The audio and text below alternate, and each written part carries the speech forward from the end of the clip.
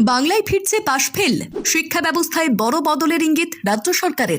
রাজ্যের সরকার পরিবর্তনের পর এবার শিক্ষা ব্যবস্থাতেও বড়সড় বদলের ইঙ্গিত। পঞ্চম ও অষ্টম শ্রেণীতে ফের পাশ-ফেল প্রথা চালু হতে পারে বাংলায়, এমনই জল্পনা ছড়িয়েছে রাজনৈতিক ও শিক্ষা মহলে। শিলিগুড়ির বিধায়ক শঙ্কর ঘোষের সাম্প্রতিক মন্তব্য সেই সম্ভাবনাকেই আরও উস্কে দিয়েছে। কেন্দ্র ইতিমধ্যে শিক্ষার অধিকার আইনে সংশোধন এনে পাশ-ফেল প্রথা ফেরানোর সিদ্ধান্ত নিয়েছে। এবার বাংলাতেও সেই নীতি কার্যকর হতে পারে বলেই মনে করছেন অনেকে। গত বছরের 23শে ডিসেম্বর কেন্দ্রীয় শিক্ষা মন্ত্রক একটি বিজ্ঞপ্তি জারি করে। সেখানে জানানো হয়, পঞ্চম এবং অষ্টম শ্রেণীর পড়ুয়াদের পরীক্ষায় উত্তীর্ণ হওয়া বাধ্যতামূলক করা হবে। দীর্ঘদিন ধরে চালু থাকা নো ডিটেনশন পলিসি বা পাশ-ফেল শিক্ষা ব্যবস্থায় পরিবর্তন আনতেই এই সিদ্ধান্ত নেয় কেন্দ্র। নতুন নিয়ম অনুযায়ী কোনো পড়ুয়া প্রথমবার পরীক্ষায় উত্তীর্ণ না হলে তাকে দ্বিতীয়বার পরীক্ষার সুযোগ দেওয়া হবে। তারপরও পাশ করতে না পারলে সেই পড়ুয়াকে একই শ্রেণীতে থেকে পুনরায় পড়াশোনা করতে হবে। যদিও বাংলায় এতদিন এই নীতি কার্যকর হয়নি, তবে রাজ্যে রাজনৈতিক পালাবদলের পর এবার সেই নীতি চালু হতে পারে বলে জোর জল্পনা শুরু হয়েছে। মুখ্যমন্ত্রী শুভেন্দু অধিকারীর নির্দেশে রাজ্যের শিক্ষা ব্যবস্থা পুনর্গঠন নিয়ে আলোচনা শুরু করেছেন শঙ্কর ঘোষ এবং স্বপন দাশগুপ্ত। এই প্রসঙ্গে শঙ্কর ঘোষ বলেন, দলের যারা বিধায়ক হিসেবে জিতেছেন তাদের মধ্যে অনেকেই শিক্ষা জগতের সঙ্গে যুক্ত। তাদের সঙ্গে আলোচনা চলছে, পাশাপাশি বিশিষ্ট শিক্ষাবিদদের মতামত নেওয়া হচ্ছে। মানুষ কি চাইছে সেটা আমরা জানি। সমস্ত বিষয় নিয়ে একটি বিস্তারিত রিপোর্ট মুখ্যমন্ত্রীর কাছে জমা দেওয়া হবে। যদিও সরকারিভাবে এখনো কোনো সিদ্ধান্ত ঘোষণা হয়নি, তবুও শঙ্কর ঘোষের বক্তব্যে স্পষ্ট, শিক্ষানীতিতে বড় পরিবর্তনের পথে হাঁটতে পারে রাজ্য সরকার। বিশেষ করে পড়াশোনার মানোন্নয়ন এবং শিক্ষার্থীদের মূল্যায়ন ব্যবস্থাকে আরও কঠোর করতেই এই পদক্ষেপ নেওয়া হতে পারে বলেই মনে করা হচ্ছে।